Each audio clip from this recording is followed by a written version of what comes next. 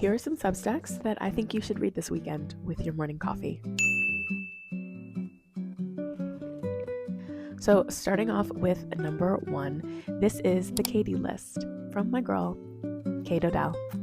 This essay is called Soft Life, Smart Moves. It's about how she is creating a softer life for herself by having slower and intentional mornings. She just stepped into this new chapter of her life of becoming a realtor, and she wants to prevent burnout. So she is creating systems, structures, and outsourcing certain tasks so that she can show up fully present as a realtor and help her clients find their perfect dream home. And if you're someone that's also stepping into a new chapter in your life, you tend to put too many tasks on your to-do list, I think this is something that you would enjoy reading. So check it out. Number 2 on the list is by The Hood Healer. When the world crumbles, the creator rises. I love The Hood Healer. I have been following her for quite some time, but what I really loved about this post is that she talks about the need for fearless innovation. And right now, as we're in Aries season, she highlights how Aries energy is a cardinal energy. It's not an energy that waits or asks for permission. It just does. It takes action. And as the world right now crumbles in front of us and chaos surrounds us, it is our time to step fully into our power, to trust our spark, and to create. She asks some pretty bold questions in the essay that really makes you stop and think. But overall, this essay inspired me to take the necessary action, to stop allowing fear to paralyze me, but instead to move and to trust that I have a purpose and my gifts were given to me for a reason, and to create, because that's what I'm meant to do. So definitely check that one out too. Next up is Watch Pots Never Boil. This is from Sacred Pages.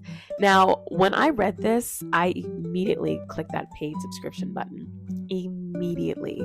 This one talks about the relationship that you have with your ancestors, that when you go to your ancestors or you ask them for assistance in anything, you have to have the faith that they are going to deliver. And she gives a great analogy about how sometimes we might ask an elder to maybe make one of our favorite recipes. We don't sit there and hover over them and micromanage them as they're doing it, right?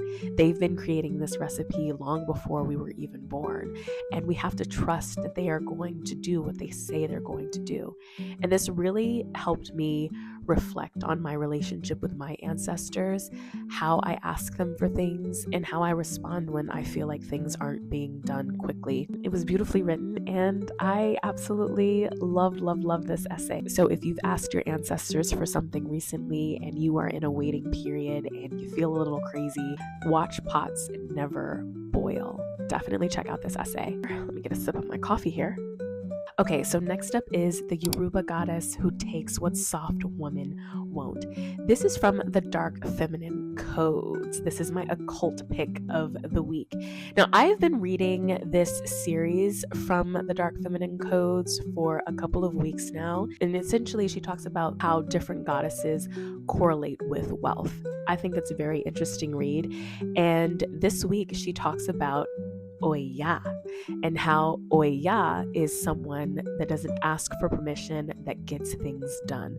And I really like this because I felt like this one tied perfectly with the Hood Healer's essay about the importance of taking action and just doing things, not waiting for permission, not waiting for the validation of others. And what I really love about this is that she also highlights that, some wealth won't come to you no matter how healed you are, that sometimes it requires you to get off of your ass and to take it, to make that happen. Oya is a very powerful goddess. She's the goddess of wind. She's the goddess of change.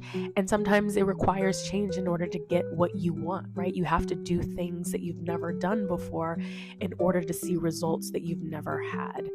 And this was a great essay. Honestly, I really love this series because she talks about the attitudes, the personas, the skills, the habits that we need to adapt to build and to manage true wealth in our lives as women. Definitely check that out. And last but not least is Becoming Her, building the financial foundation she stands on. This is from my Substack, Life with Meagan. Now, this series really talks about how I am becoming my highest self. April is Financial Literacy Month, so in this essay, I really talk about how I have changed my spending habits, the budget that I've created, the tools and the resources that have helped me to really be more intentional with how I spend my money. So that's all I have this week, but I will see you next week for some more Substack reads that I think will pair perfectly with your morning coffee.